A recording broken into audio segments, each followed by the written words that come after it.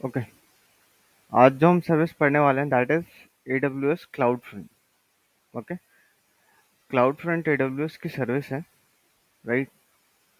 And cloud front के अंदर है क्या, AWS cloud front is a fast content delivery network. ये किसकी सर्विस है? CDN की सर्विस है, राइट। CDN करता क्या है? That serves you securely deliver data, videos, application and APIs to customer globally with low latency and high transfer speed, and all within a developer friendly environment। ठीक है। Cloud front AWS की service है and which is based on like CDN, content delivery network, and cloud front is a global service, right. In a general वे में अगर आपको समझना है cloud front actually करता क्या है, तो लेट्स से यहाँ पे आप देख सकते हो कि यहाँ पे आपका एक सर्वर है, ठीक है। मेन सर्वर आपका कहाँ पे है? मेन सर्वर लेट्स से आपका यूएस के अंदर है, ठीक है। ये आपके सर्वर्स हैं और आपके यूजर्स मल्टीपल कंट्रीज में, लेट्स से इंडिया के अंदर हैं,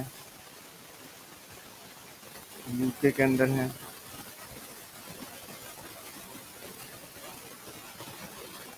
and let's say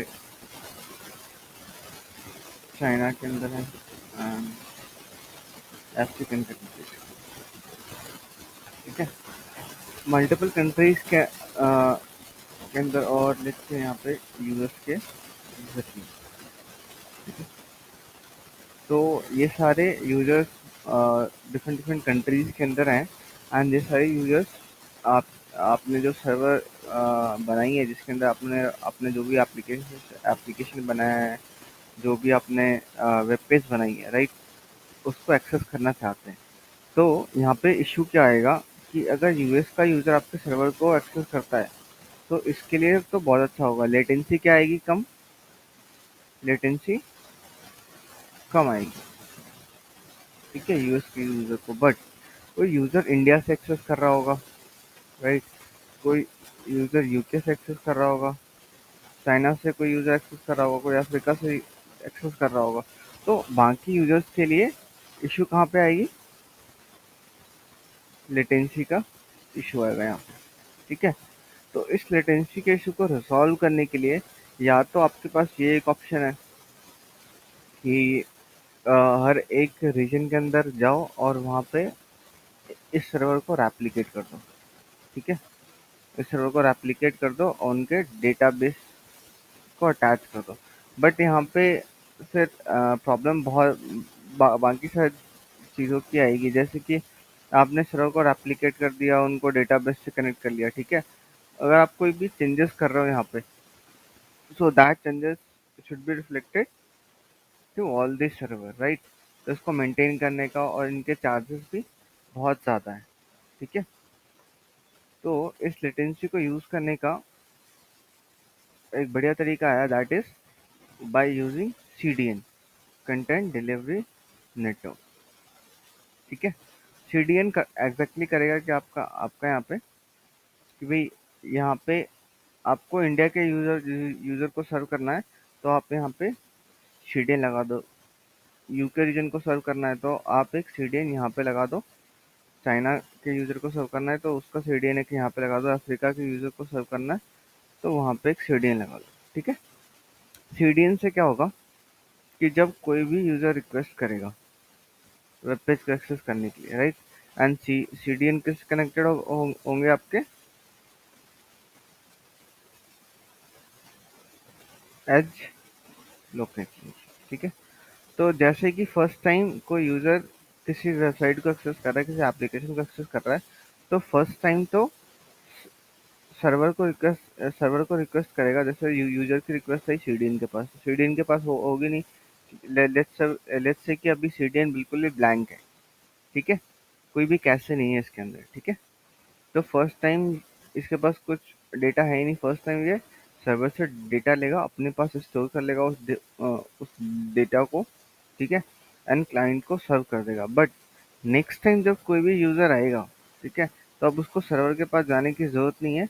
next time उसके कैशे में ऑलरेडी वो डेटा पड़ा हुआ है, वो डेटा को वो डेटा को फेच करके यूजर को सर्व कर देगा। तो इससे क्या होगी, जो लेटेंसी की सर्विस थी वो रिजॉल्व हो गई यहाँ पे, ठीक है। Same thing you can do for all this users, ठीक है। तो with the help of CDN we can reduce latency. भाई यहाँ पे लिखा है, आपने देखा होगा लाइक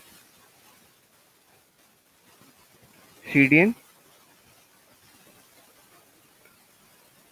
क्लाउड फ्रंट किसकी सर्विस है, सीडीएन की सर्विस है, that provide securely delivery of data which includes video application and API to the customer, and CloudFront is a global service।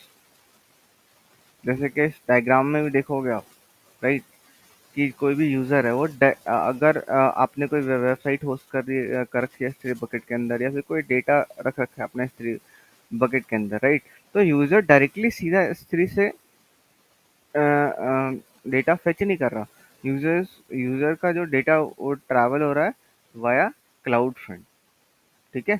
उसका क्या फायदा हो जाएगा कि अगर क्लाउड फ्रंट के अंदर it works as a CD, right, तो क्या होगा कि जब फर्स्ट टाइम कोई यूजर रिक्वेस्ट करेगा, तो फर्स्ट टाइम तो जब फर्स्ट टाइम से कैश में कोई डेटा होगा नहीं, तो फर्स्ट टाइम तो ब्लैंक रहेगा, तो फर्स्ट टाइम तो S3 से डेटा फेच करके अपने कैशे में स्टोर कर लेगा, ठीक है। अब नेक्स्ट टाइम जो भी कोई यूजर आएगा, let's say this is user 1, this is user 2 and this is user 3।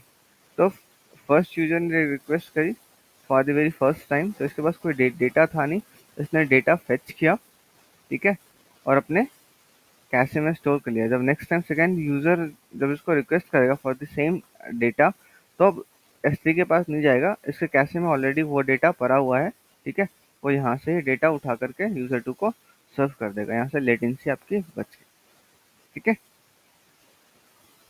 In this way you can use Amazon cloud, ठीक है। और इसके बेस्ट थिंग क्या है एज कम्पेयर टू कि भाई आप दूसरा सर्वर लगाओ, परचेज करो, फिर उनको डेटाबेस से कनेक्ट करो, फिर सारे डेटाबेस को सिंक करो, फिर उनको मैनेज करो। So like it is a hectic task, right. And the best part क्या है, outbound data transfer charges for AWS service to the CloudFront is $0 per GB, and the cost of coming out of CloudFront is typically uh, half a cent less per GB uh, than the data transfer for the same tier and region। What this mean, इसका मतलब क्या हुआ, then you can take advantage of additional performance and security of CloudFront by putting it in front of your application। जो भी आपका application है उसके सामने लगा दो इसको, और it is not like application server, आप load balancer के आगे भी लगा सकते हो, और मल्टीपल थिंग्स लाइक बेस से क्या क्या लगा सकते हो, S3 क्या क्या लगा सकते हो, एंड जो भी रिसोर्स जो डिलीवर करी है service which is based on HTTPS, ठीक है, उसके नेक्स्ट भी आप लगा सकते हो। जैसे कि आप यहाँ पे आप देखोगे कि लेट्स से यहाँ पे मल्टीपल यूजर्स हैं, ठीक है, और आपका एप्लीकेशन लेट्स से इशू टू इंस्टांस पे है, और या फिर लोड बैलेंसर पे या S3 पे है, ठीक है। तो क्या होता था हमारे पास कि जो भी यूजर्स इंडिविजुअली कम्युनिकेट करते थे इशू टू इंस्टांस से, या फिर लोड बैलेंसर से उन पर ट्रैफिक जाता था, S3 के ऊपर उनका ट्रैफिक जाता था, ठीक है, तो उनको ऑब्वियसली चार्जेस तो पे करने पड़ेंगे ना। अ, जो भी आपका सर्विस प्रोवाइडर है उसको चार्जेस तो पे करने पड़ेंगे, ठीक है। लेट्स से यहाँ पे 3 यूजर्स हैं, तो लेट्स से उनको भाई फर्स्ट यूजर को भी कुछ ना कुछ डॉलर पे करना पड़ेगा, सेकंड यूजर को भी एंड थर्ड यूजर को भी पे करना पड़ेगा। So request for content and data transfer directly to end user को भी, जो भी आपने प्रोवाइड करा, ठीक है, उसको डेटा प्रोवाइड करना पड़ा। अब देखो यहाँ पे क्या करा हमने कि अब इन सारे सर्विस के आगे, in front of all the service we have placed cloud front. उसका फायदा क्या हो गया कि अब जो भी डेटा आप यहाँ से फेच करोगे ना उसके पैसे देने पड़ेंगे अब। ठीक है, अब इंडिविजुअल सर्विस से नहीं। ठीक है, बिकॉज वो your data is travelling via cloud front. तो अब ये डॉलर जो यहाँ पे लग रहे थे ये डॉलर नहीं लगेंगे अब। डायरेक्टली यहाँ से जो डेटा फेच करोगे ना उसके पैसे आपको देने पड़ेंगे। ठीक है, तो ये एक एडवांटेज है क्लाउड फ्रंट का। And CloudFront delivers the content of your website through global data center known as edge location। और ये कहाँ से फेच करता है डेटा? अपने एज लोकेशन से फेच करता है। ठीक है, हम देखेंगे आगे कि एज लोकेशन भी क्या चीज़ होती है।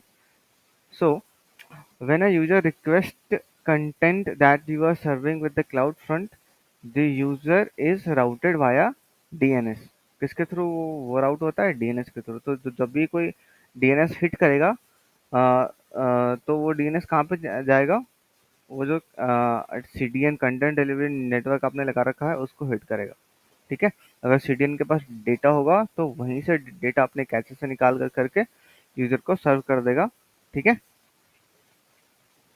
to the edge location that provides low latency to the users।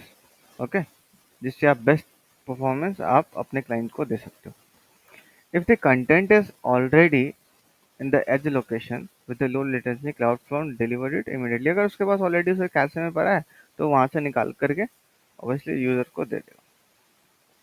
Cloud front also gives persistence connection with original server so files are fetched from the original server quickly। अब क्या होगा कि cloud front जो original servers होंगे, let's say ये cloud front है, ये आपका ओरिजिनल सर्वर है, web server. Just second, let's say ये आपका ओरिजिनल सर्वर राइट। उससे क्लाउड फ्रंट हमेशा एक कनेक्शन कनेक्टेड स्टेट में होता है ताकि अगर कोई भी चेंजेस हो, कोई भी चीज़ ऐड हुई या फिर कोई चीज़ रिमूव हुई या किसी में चेंजेस हुए, ताकि ये इजीली उन डेटा को फेच कर सके और एंड अपडेटेड डेटा क्लाइंट्स को प्रोवाइड कर सके। ठीक है, एज क्विकली एज पॉसिबल। और दूसरी चीज़ क्या, you can access Amazon cloud front in the following way. आप मैनेजमेंट टूल के थ्रू एक्सेस कर सकते हो, एसडीकेस के थ्रू एक्सेस कर सकते हो, एपीआई के थ्रू एक्सेस कर सकते हो एंड सीएलआई के थ्रू एक्सेस कर सकते हो राइट, क्लाउड फ्रंट को।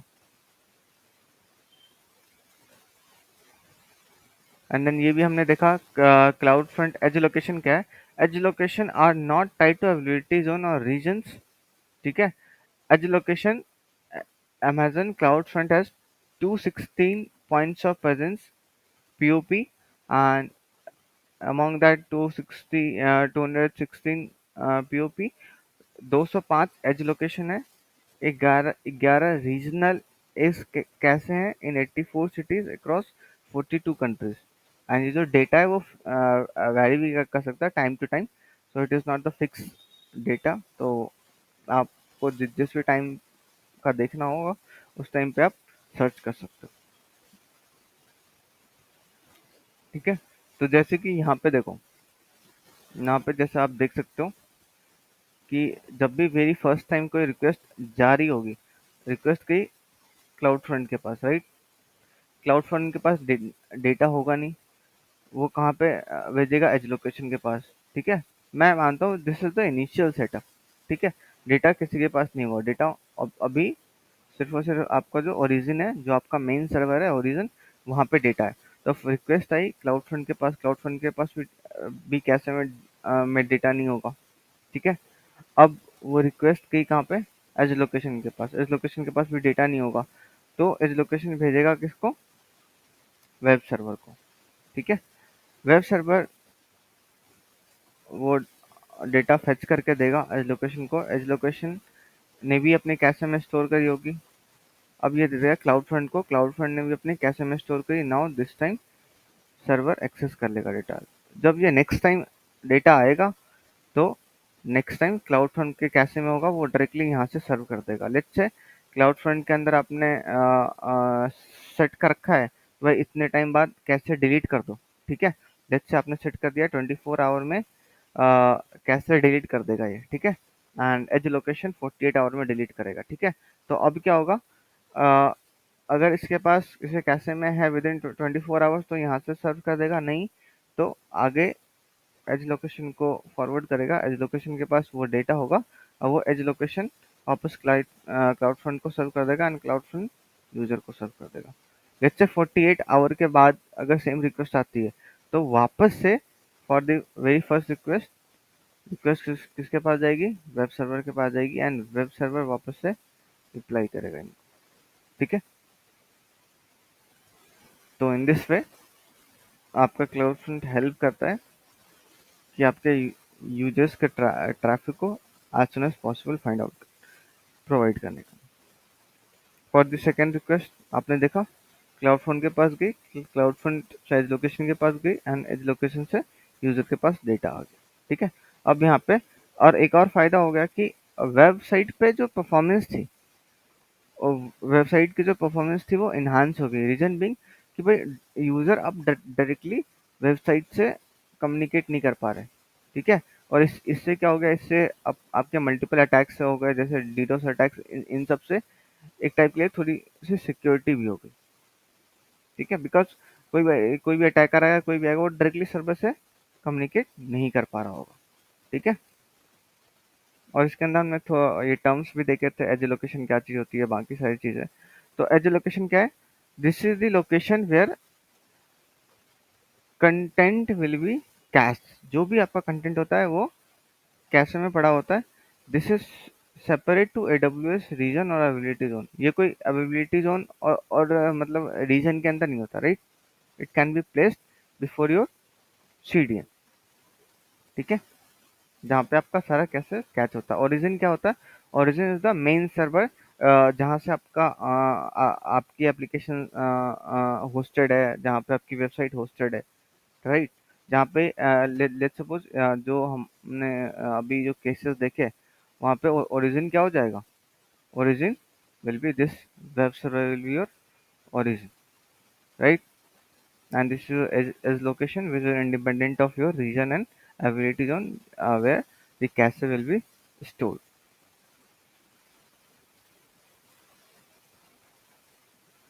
And distribution क्या हो गया, the name given the CDN which consists of collection of edge location, ठीक है।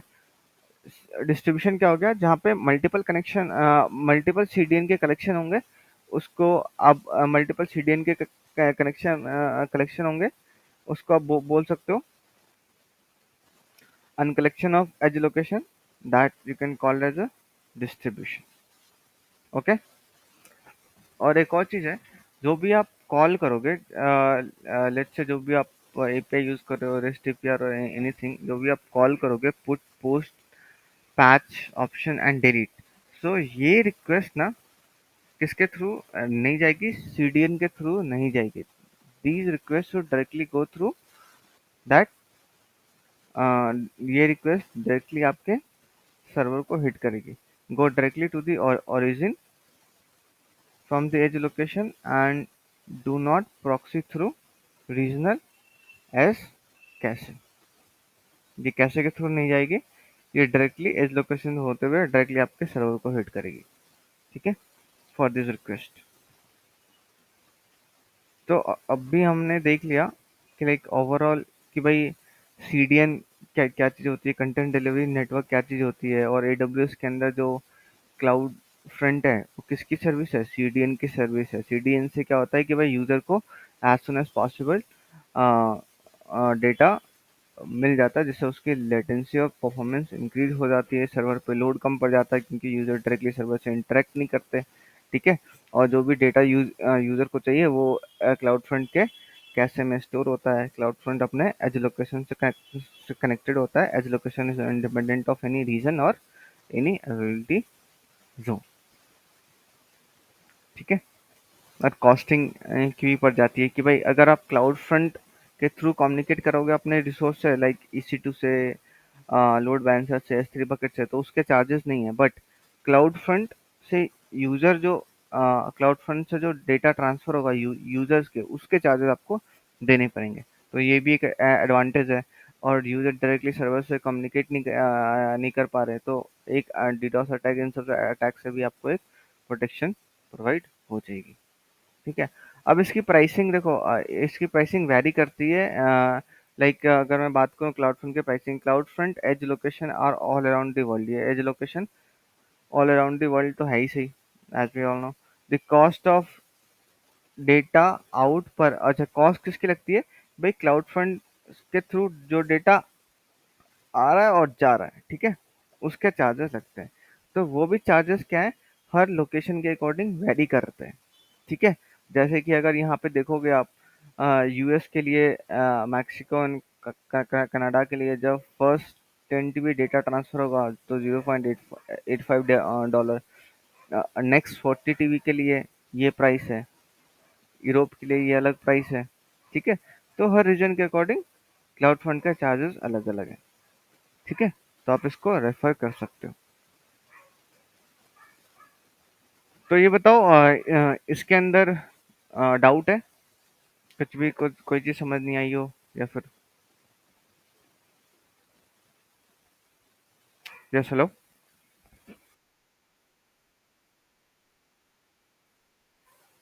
ठीक है। ठीक है, इसकी लैब देख लेते हैं हम। और लैब हम करेंगे कैसे, वो देख लो एक बार। ऑब्वियसली हमें क्या क्या चाहिए होगा। एक तो हमारे पास ओरिजिन होना चाहिए। ठीक है। तो ओरिजिन हम क्या बना लेंगे, अब एक S3 बकेट बना लेंगे जहाँ पे हम अपना डेटा डालेंगे। ठीक है।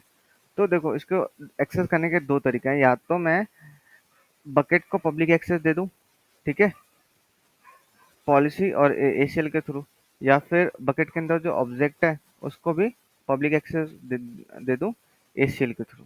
ठीक है। तो मैं इजिली एक्सेस कर सकता हूँ। बट अभी मैं क्या करूँगा कि बकेट को, या फिर जो भी बकेट के अंदर ऑब्जेक्ट है उसको मैं पब्लिक एक्सेस नहीं दूंगा। ये तो रहेगा आपका प्राइवेट ही। ठीक है। ये प्राइवेट ही रहेगा। मैं यहाँ पे बनाऊंगा अपना क्लाउड फ्रंट। क्लाउड फ्रंट के अंदर सारी चीज़ें डिफाइन करूंगा कि मेरी ओरिजिन क्या रहेगी, इस टाइप का file I want to access that. ठीक है। तो ओरिजिन मैं डाल दूंगा। तो क्लाउड फ्रंट आपके ओरिजिन से हो गया कनेक्ट। तो अब मैं जो एक्सेस करूंगा वो किसके, जब मैं सारी चीज़ें सेटअप कर दूंगा तो मेरे पास आ जाएगा ये DNS। ठीक है। DNS आ जाएगा किसका, क्लाउड फ्रंट का DNS आएगा। तो जब भी मैं as a user DNS hit करूंगा तो that traffic will directed to cloud front. ठीक है। तो वो जो हम रिक्वेस्ट करेंगे और रिक्वेस्ट का जो भी रिप्लाई आएगा, that reply coming from cloud front instead of going to S3 bucket. तो ये हमारी लैब है। तो हम देखेंगे लैब कैसे परफॉर्म कर पा रहे हैं हम। सो तो फर्स्टली मैं कर लेता हूँ, अपना खुद का एक S3 बकेट बना लेता हूँ। तो अगर यहाँ पे बकेट के अंदर जाओगे तो हमारे पास अभी कोई बकेट है नहीं। तो let me create our own bucket. So मैं दे देता हूँ cloud front bucket for lab. ठीक है। इसको दे दो। मुंबई रीजन के अंदर मैं बकेट बनाना चाहता हूँ। ठीक है। मैं leave it as a private, because by default कौन प्राइवेट एक्सेस होता है, पब्लिक एक्सेस नहीं होता। तो ये बकेट बन गई मेरी। मैं बकेट के अंदर जाऊँगा, यहाँ पे कोई एक फाइल अपलोड करता हूँ। मैंने एक फाइल अपलोड करी, लेट्स से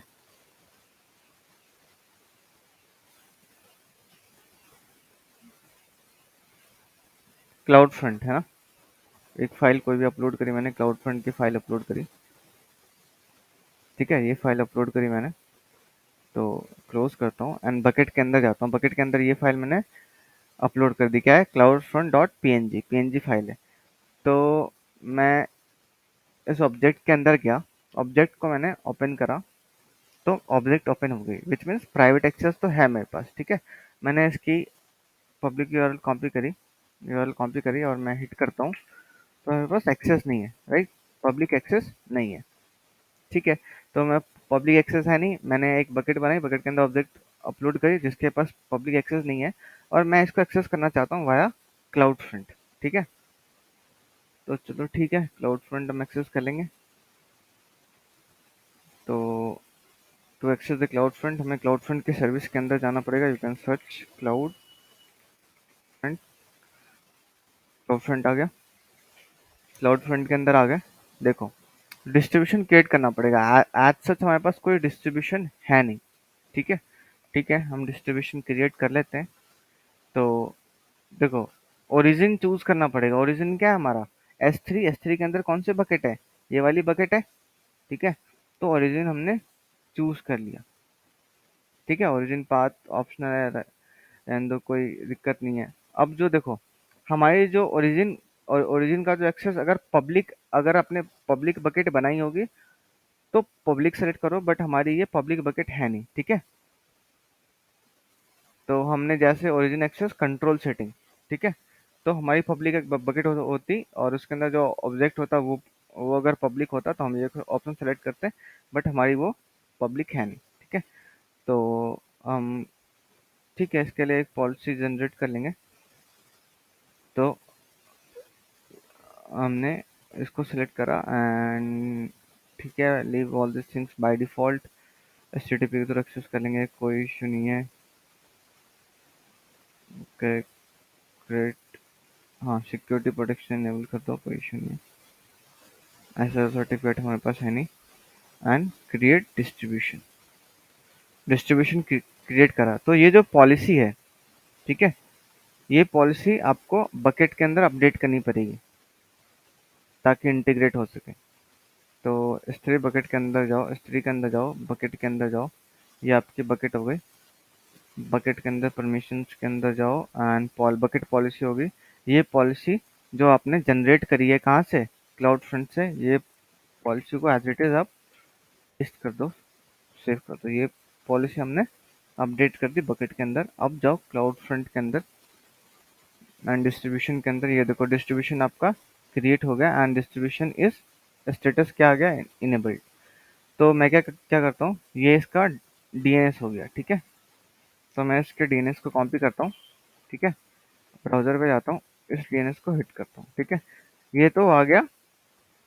रीच करने का कहाँ तक? ये यूआरएल हिट करूंगा मैं, तो रीच करूंगा मैं कहाँ पे?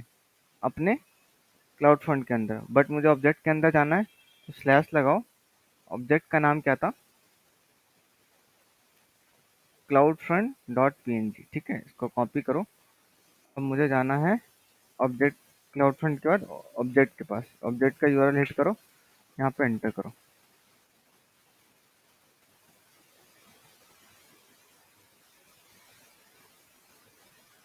लेट इट बी, ये थोड़ा टाइम लेगा, बट प्रेस करो इसको।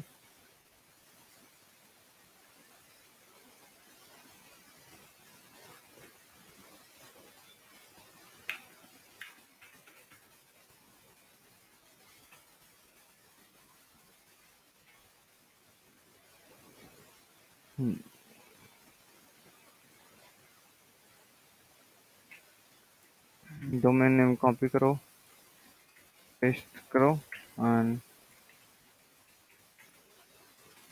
क्लाउड फ्रंट डॉट पीएनजी, ये नाम था। एज इट इज नाम डालना है आपको। देख लो, ये ना, CLOUD cloud front dot PNG, ये फाइल थी। डॉट पीएनजी, हाँ, फाइल तो यही है।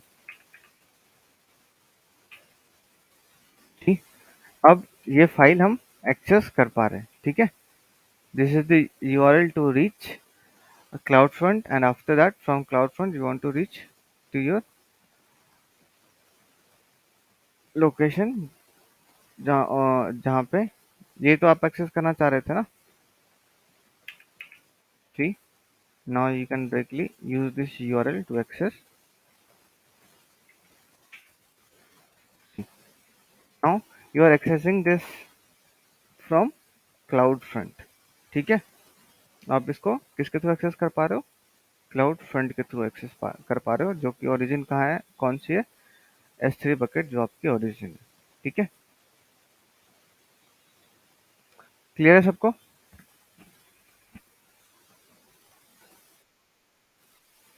ओके, अब आप इसके अंदर जाओगे, ओरिजिन देखो, ओरिजिन क्या है, जो आपने बकेट बनाई है बकेट, ठीक है, ये आपकी ओरिजिन है। तो आप यहाँ से चाहोगे तो एडिट भी कर सकते हो, डिलीट भी कर सकते हो। लेट्स से हमने ओरिजिन डिलीट कर दिया, अब कोई ओरिजिन है नहीं हमारे पास, ठीक है। तो अब वापस से इसको हिट करो, अभी तो उसके कैसे में पड़ा होगा, ठीक है। जैसे वो टाइम खत्म होगा, अब हमने ओरिजिन हटा दी। अब देखो, अब ये सर्वर के पास क्या रीच रीच नहीं कर रहा है, ठीक है। अब देखो क्या हुआ कि हमने कनेक्शन ही हटा दी, ठीक है, हमने सर्वर के साथ कनेक्शन ही हटा दी। ये देखो, हाँ, देखो सर्वर के साथ कनेक्शन ही नहीं है, क्योंकि जो इसके अंदर जो ओरिजिन पड़ा था वहां से कनेक्शन हटा दी, फिर भी ये यूजर को सर्व कर पा रहा है, ठीक है। विच मीन्स कि भाई रिक्वेस्ट आपकी सर्वर के पे नहीं जा रही, ठीक है। अब ये एक्सपायर कब हो जाएगा, जैसे ही वो टाइम खत्म हो जाएगा।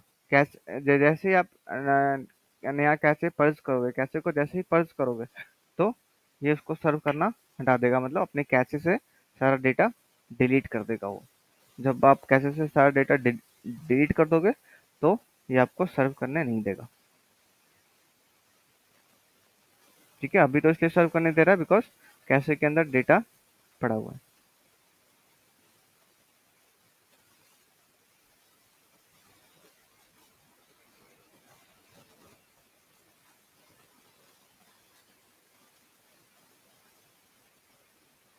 अब देखो, ज्योग्राफिकल रेस्ट्रिक्शन के अंदर भी अगर आप जाओगे तो यहाँ भी आप सेलेक्ट कर सकते हो कि भाई allow list and block list, भाई कौन से आप चाहते हो कि भाई इस कंट्री के ट्रैफिक को अलाउ करना है, तो आप उसको अलाउ लिस्ट में ऐड कर दो, ठीक है। जैसे कि अफगानिस्तान हो गया, अमेरिका हो गया, जो जो भी कंट्री, ऑस्ट्रेलिया हो गया, इनको अलाउ करनी है तो अलाउ लिस्ट में ऐड कर लो। आप चाहते हो कि भाई इन कंट्रीज के ट्रैफिक को ब्लॉक करना है, तो उन कंट्रीज के ट्रैफिक को आप यहाँ से ब्लॉक भी कर सकते हो, ठीक है। एंड डिस्ट्रीब्यूशन को डिलीट करने के लिए पहले आपको इसको डिसेबल करना पड़ेगा, and then you can able to delete that. तो अगर मैं इसको डिसेबल करता हूँ, मैंने इसको डिसेबल करा, एंड देन थोड़ी देर बाद जब आप इसको डिसेबल करने के थोड़ी देर बाद आप देखोगे, तो ये जो ग्रेड आउट ऑप्शन है, ये ऑप्शन आइकन दिख जाएगा आपको, then you can able to delete your distribution, ठीक है। और मैं यहाँ पे ये जो ऑब्जेक्ट अपलोड करी है, तो मैं इसको डिलीट कर सकता हूँ इजिली, देन ये आपके बकेट भी एम्प्टी हो जाएगी।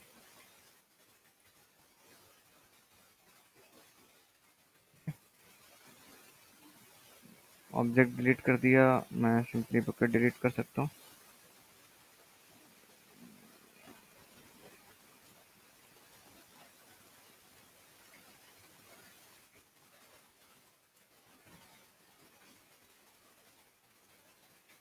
ठीक है, अब हमारे पास कोई बकेट नहीं है, बकेट के अंदर कोई ऑब्जेक्ट नहीं है, बस ये डिस्ट्रीब्यूशन था हमारे पास जो कि हमने डिसेबल कर दिया। एंड आफ्टर थोड़े टाइम के बाद डिलीट का ही ऑप्शन आ जाएगा, तो आप वहाँ से सिंपली डिलीट कर सकते हो। ओके, तो किसी को कोई प्रॉब्लम समझने में यहाँ पे?